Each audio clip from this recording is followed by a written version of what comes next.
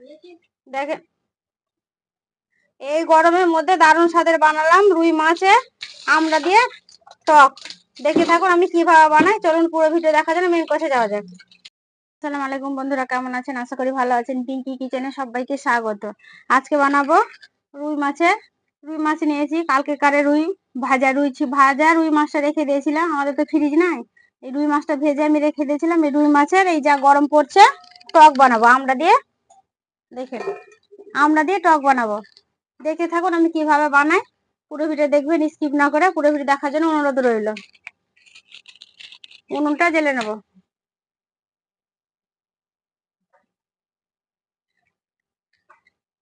কড়া বসিয়ে দিয়েছি। এই যা গরমের মধ্যে টক খাওয়া খুব উপকার।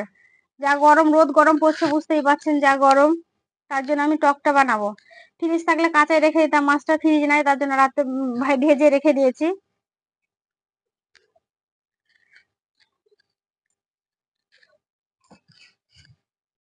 কড়া গরম হয়ে গেছে, তেলটা দিয়ে দেবো।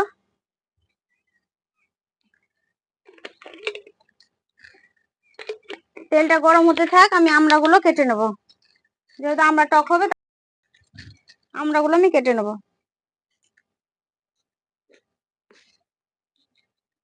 পাতলা পাতলা করে এইভাবে স্লাইস করে কেটে নেব, সবগুলোই কেটে নেব।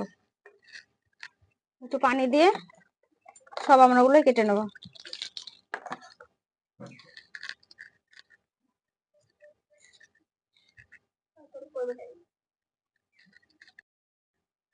তেলটা গরম হয়ে গেছে, মাছগুলো একটু ভেজে নেব।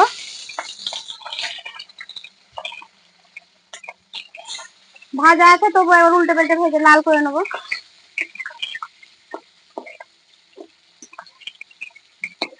পিঠ ওই পিঠ একটু লাল করে নেব,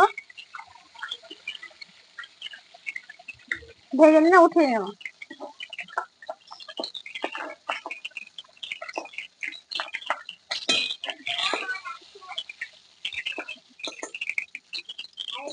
এবারে তুমি আদা রসুন পেঁয়াজটা বেটে রেখেছি দিয়ে দেবো।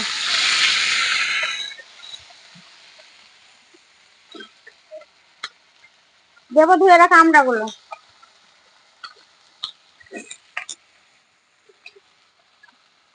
দেবো নুন, পরিমাণ মতো দিলাম নুন। হাফ চামচ হলুদ গুঁড়ো,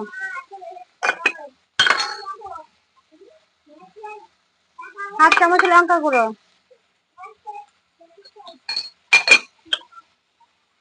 ভাজা ধনে গুঁড়ো, ভাজা জিরে গুঁড়ো হাফ চামচ।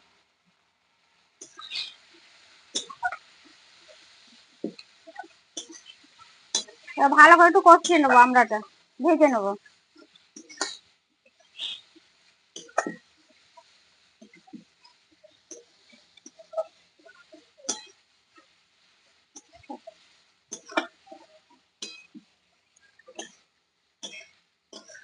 ভালো করে আমড়াটা কষিয়ে নিয়েছি মশলার সাথে। দেখেন কি সুন্দর কষানো হয়ে গেছে। এবার অল্প পরিমাণে দেবো পানি। আপনারা চাইলে ফোড়নে গরম মশলা দিতে পারেন, 5 ফোড়ন, কিন্তু আমার মেয়ে 5 ফোড়নটা খেতে চায় না, ওই জন্য আমি 5 ফোড়নটা দিলাম না। এবার ঝোলটা ফুটার জন্য ঢাকাটা দিয়ে দেবো। 5 মিনিটের জন্য ঢাকাটা দিয়ে দিলাম। ঢাকাটা উঠিয়ে নিলাম। ঝোলটা আমার ফুটে গেছে, আমড়াগুলো সেদ্ধ হয়ে গেছে। এবার ভাজা মাছগুলো দিয়ে দেবো।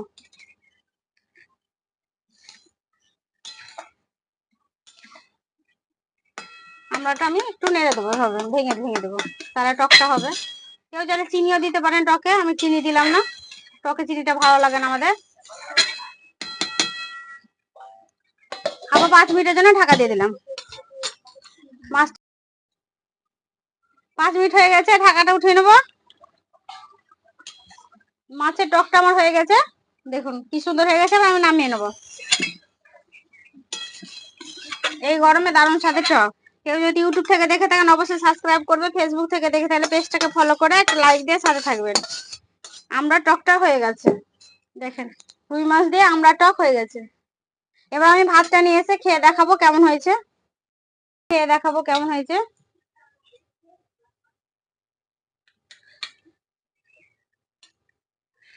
কি সুন্দর হয়েছে আমরা টক। এই যা গরম পড়েছে দারুণ স্বাদের আমরা টক, খেতে খুব ভালো লাগবে।